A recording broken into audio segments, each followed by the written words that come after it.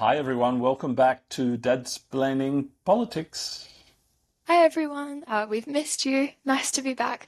Today we're going to talk a bit more about the Trump tariffs, as we usually do at this point. It's like a regularly scheduled thing in our podcast at this time. And then we're also going to get into the Singapore elections, which are happening on the 3rd of May, I'm pretty sure, so in 2 days. And then we're going to get into Canadian elections and what just happened over the past few days, and then the Australian elections, which are happening this weekend. So a lot of stuff is happening in the world of politics and democracy. So let's get into A that. lot of elections going on around the world, Freddie. Yeah. I'm calling in from Singapore today, which is why we're going to talk about the Singapore elections. But let's begin with tariff chaos. Goodness, it's hard to keep up with this, but the Trump is saying he's negotiating with China. China denies that. There's been some exceptions made by Trump for some of the car parts for the car industry, because the challenge for the US car industry, most of the parts they use to produce the cars are imported as part of a global supply chain. Mm. So they're complaining. The stock market has recovered somewhat. It seems somewhat stable, but it's kind of a really uncertain time for investors. I feel like we're in the eye of the storm. It's kind of calm in the middle of a hurricane, but I think it's going to get rough again because I think Yeah. yeah, sorry, Freddie, I go. like that metaphor, but I would just say that I would compare it more to the calm before the storm rather than the eye of the storm. I don't think anything has happened yet. I don't even think that we've been through a bit of it. I think it's only going to get worse from here. I mean, I thought it was really funny something that Trump said. He said, "Oh, well, if America has to suffer a little bit, they won't suffer much. And if they do suffer, it's going to be because of Biden and the effects of the economic decisions they made in the last few months of their campaign. It's nothing to do with me." But then he said, if Americans have to suffer at all, maybe the kids will be having $2 instead of having $30. And that term, the way he phrased it, is so indicative of the fact that he knows nothing about what it's like to live a normal life. $2 instead of $30. Has Yeah. he ever met a regular person before? I don't think I know anyone who had $30 growing up. I mean, just have some kind of perspective. Like, that means nothing to regular people. And it kind of makes me think maybe he doesn't know what the impact that it's going to have on everyday people. Maybe he actually doesn't understand that, the fact that people will be bankrupt and out on the streets. Maybe he's Yeah, just not smart enough. I don't think he does. And I think it's really interesting because the port of Seattle, which is one of the main incoming ports from China, is really quiet, right? China has stopped exporting a lot. And this is going to be really interesting because the likes of Walmart, etc., like 60 to 70% of what they sell comes from China. Okay, so there's going to be empty shelves and there's going to be all sorts of issues. And the challenge for the US is it seems like the economy is contracting for this quarter. And as you know, 2 quarters of consecutive contraction means a recession. So Yeah. Trump I certainly think wouldn't the want that official on his book. statistic is it's contracted 0.03% Hmm. so far So just over a little bit. this year. So a little bit, but again, that's still a massive amount when you think about the fact that usually the economy would be growing, right? You can't just compare that number to zero as a baseline. You have to compare it to the Sure. fact that usually growth would be, what what's a normal rate of growth for the US, would you Oh, say, like US 2 or 3 economy? percent or something. Well, yeah, so if you're comparing 0.03 to It's 2 or terrible. 3%, that's a massive difference, right? Yeah, yeah. So I think that's important to take into account. And I know as well, I was reading that there's actually been an uptick in domestic spending, and that's because all these people around America are realizing the prices are about to get ridiculous, so they're Right. stocking up before the price increases happen. So I can imagine a kind of doomsday scenario where Americans are going into the shops and stacking up on non-perishable goods and foods in order to not be paying, ridiculous prices when the price increases happen, which I think is quite fascinating. It's a similar reaction as what happened with COVID. Yes, toilet paper and COVID. Mm. And the other big news is the US has signed the minerals agreement with the Ukraine. So that's been a long time coming. And hopefully it will mean the US is more interested in a free Ukraine. And hopefully they're going to hold Russia to account somehow. Uh, it's also so weird, but that meeting on the sideline of Pope Francis's funeral seems to have had some sort of impact, at least. I mean, we know that economic interests always support diplomacy. So hopefully, this economic interest that America now has in Ukraine will give them a bit of a sign to like get stuff moving and finally be doing as they should. And I think that Trump has had a negative reaction to Putin in the past week or so. He's really stood up against him a bit more than he has at any point before. He was Yes. saying, "Oh, look, we were in negotiations. How dare you keep launching drones, etc., etc." So I don't think he's that happy with him either. So yeah, that he's getting a real shock to his system, and maybe Trump will see that he can't keep making these demands, these tariff demands and trade deals of everyone, and expecting to not get any, bad feedback. Remember, there was a 90-day abeyance of the tariffs, and Mm. in a month or so that will come to the fore. So they have to decide: are they actually going to put them in place, or are they going to delay them again? Nobody knows what's happening, and I think it's interesting that China has war gamed this tariff scenario for years, so they're very prepared and they're happy to go to the end point. Their economy, the fact is the US misjudges China. Vance talked about the peasants in China making products, etc. But China's actually, from a technology point of view, far more advanced than the US economy now in terms of robotics and AI and automation. I mean, they have Mhm. whole ports that are fully automated now. And so it's Yeah. really interesting. I just think the US is misjudging China and I mean, I think underestimating. that's interesting as well, because I think that we are in a period that's similar to the space race. And it's as if you were in that period of time and the US suddenly decided to just pull back on all its efforts to send a mission to the moon. It's as if they just cancelled all of that. And that's the effect that the US is having right now. We are in the midst of this quantum and AI race for one of the major powers to develop a superior form of quantum computing in order for, improved weapons, etc., and predictions of what's going to happen in foreign policy, right? That's what they use it for. They use it for that. And the US has just pulled out of it. And so China is making massive leaps, and the US really will have no hope of catching up if they don't redirect some of their technology in that direction. So, yeah. That's No, my no, thought. it's This is true. kind of a terrifying thought because whoever develops it first will have complete like monopoly over the technology. Yeah. There's a school of thought that the US is going to be the ones that suffer the most from these tariffs. Overseas Well, I stock don't think it's a markets school are of thought. I think it's like, common sense. not being, but overseas stock markets are not being as impacted as greatly. And as countries start and work out how they can respond and react to this and establish new relationships and new trading relationships, the US will be the ones to suffer. So fascinating. Well, yeah, of course. Yeah, because they're just being left in the dust. They're basically just um, what is the name of that thing? In an ancient war tactic where someone would surround, like a blockade, right?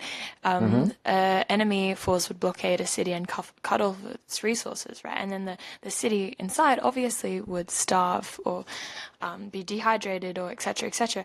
That method that's used by enemies to cut off a country or a town from its surroundings has now been used by Trump himself to cut America off from the rest of the world. And the only thing that's going to happen is America is going to suffer. And we've been told this story from like since we were small children. It's shocking that maybe he didn't get the same bedtime stories as we did, but Didn't get the you know, memo. he Shall we did move get them. on to Singapore? Yeah, let's do that. Do you want to start since Sure. you spent a So bit of time in Lawrence, Singapore and you're there right now? yes, yes, Lawrence Wong is the newly elected Prime Minister of Singapore.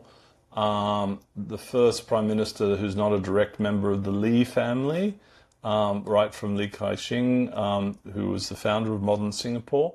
So that's an interesting change. The PAP party, of which he is the leader, is the dominant party in Singapore. And For has those been for like 60 years or something like that. since independence, yes.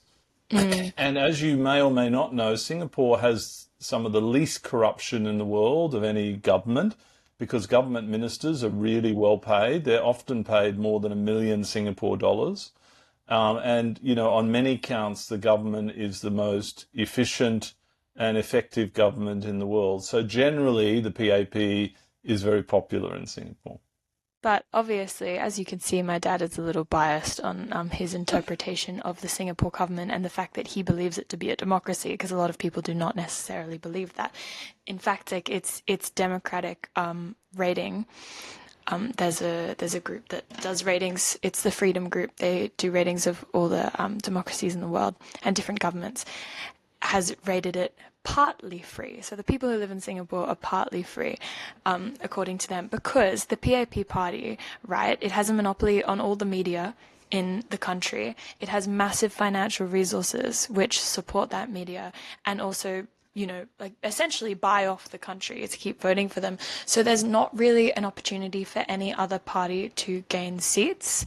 It is a multi-party system, so other parties exist, and a couple of them have seats in the government, but the PAP has a massive majority, generally a super majority in the government, and obviously that's not really reflecting the interests of everyone in the country, right? You can't have one party that's deciding everything and having no feedback from other minor parties and even minority groups. Who's going to speak for the minority groups if there's a major party in charge? But obviously they get a lot done. That's one good thing to be said about them. They do get a lot done. They do, and they're very benevolent government. You're right. They're sort of it's a Clayton's democracy in a sense because it's Mm. in a sense, a very benevolent, somewhat some dictatorship, you know, under the guise of a democratic scenario. But generally, people's lives. I mean, you know that argument that Trump always uses that is your life better now than it was 4 years ago? Singaporeans would say their lives are so much better than they were 20 years ago, etc. But So it's been a huge benefit to the majority of people in Singapore. but when the majority of the media is being paid for by this party, people don't know if they're happy or not. They don't know that there's a better alternative. They're being told it's propaganda. That's all it is. Yeah, but Freddie, I don't buy that because, you know, these people are very global and international. It's not like they're just consuming Singapore media. Okay, It's not like, fine. But let me say, I think it's important to understand that yes, maybe it's working right now. Okay, let's say theoretically everyone in Singapore is happy and the government is doing an excellent job. That doesn't mean they'll continue to do that. Like when power is given to one group and no other groups have the ability to challenge that, someone else could get into power from this party, or they could manipulate their way through the ranks and, you know, destroy people's lives and there'd be no opposition. yeah, that's true. That's true. Yeah, that is the That's the risk. problem with, That is the risk. yeah, with those types of governments, but you know, that's all right.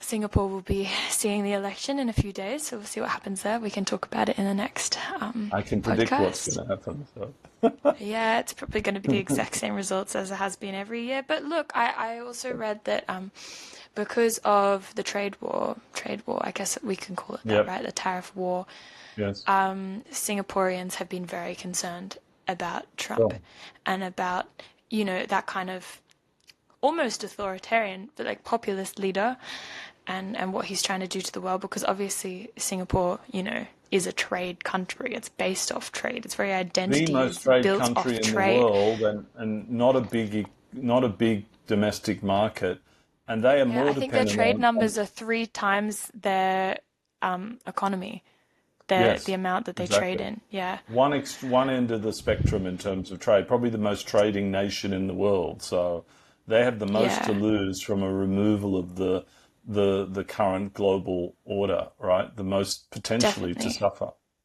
And I think that that has some spectators in Singapore thinking that the Workers' Party, who is the opposition party, may gain a few more seats than they Right. traditionally do because people are more concerned about the state of their economy and what's going to happen. So they'll be looking to another alternative. Yeah. Yep. So it'll be interesting to see. And so let's move on to Canada. Uh, Mark Carney is now the voted in Prime Minister. He was the Prime Minister after he took over from Justin Trudeau, and he almost got a majority. They fell 3 seats short, you were saying, Freddie. And Pierre I think Poilievre, maybe the two. head of the Conservatives, not only lost, but he lost his seat. He'd had that seat for 20 years, and he lost that seat to a new Liberal candidate. So a pretty bad day for the Conservatives in Canada. Pretty bad day, absolutely demolished. They don't really know how you come back from that, but no, that's a good day for Canada. Obviously, the effect of the tariffs was massive, and the effect of Trump's hatred of Justin Trudeau and Canada in general obviously had a big effect. And that effect was also continued to Australia as well, like we've talked about in other episodes. But it's good to see them elected. I don't know about you, you're And a I big think, Carney fan, so well, I think he potentially can be a real world leader in terms of building a new global model, given his experience to bypass the US and for middle-sized countries like Australia and Japan, Germany, EU, etc., South Korea, to build new trading arrangements, right? And I I don't know think he, about you as well. Oh, sorry, you go. You yeah, go. no, no, go ahead. No, I was just going to say, I don't know about you, but it seems that he's not afraid, as other world leaders seem a bit afraid. I think Albanese seems very afraid at times, but Carney isn't. He goes about saying what he needs to say, and that's why he won this election, right? Yeah. Because he was outright dismissive of Trump and everything he's been doing. Albo hasn't been like that. And You know, no, there's, you're right, and I think maybe Albo needs to learn from Carney. Should he win the election on Saturday, he needs to learn that. mm, Like I think the effectiveness of the Carney communication strategy as part of the election was brilliant, right? You know, these analogies, these ice hockey analogies, elbows up, Canada. Which is what happens in ice hockey to attack the other team and protect yourselves. yeah. This is really effective, these analogies I mean, he, it's a he call talked. to arms for the whole country, right? Yeah, yeah, Yeah. really, really very effective. So, And and very I hear, patriotic as well. yeah, and I hear he's a tough character, and he knows he's got such good connections around the world, and he knows intimately the impacts of any trade policy or economic policy, so much better than most world leaders around the world. He's not an experienced politician, but I think that's played to his advantage so far. I think so too. I think that's what makes maybe Albo so scared in some ways because Carney just he sees the what's happening, he sees how to fix it, and he just does it. He doesn't worry so much about how it's going to affect his political chances. He just does what needs to be done, and that's what everyone's really respecting because he's not a politician, so he has a bit more of that gravitas, I guess, that a Yeah. businessman would have.